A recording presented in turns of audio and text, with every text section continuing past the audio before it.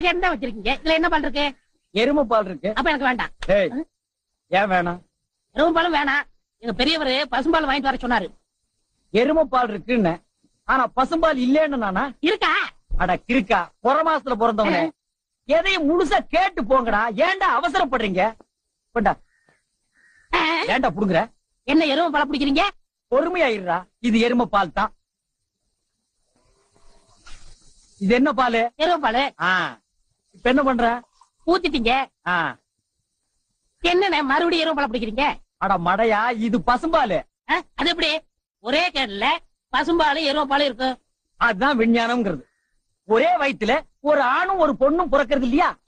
ஒரே வாயில ஒரு இட்லி வடையை சாப்பிடுறது இல்லையா?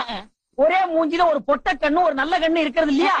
அதே மாதிரி தான் ஒரே கேன்ல ஒரு பசும்பாலும் ஒரு எருமை பாலும் ஏன் இருக்க கூடாது? அது எப்படி இருக்குங்கிற? அதான் விஞ்ஞானம்ங்கிறது. அடே,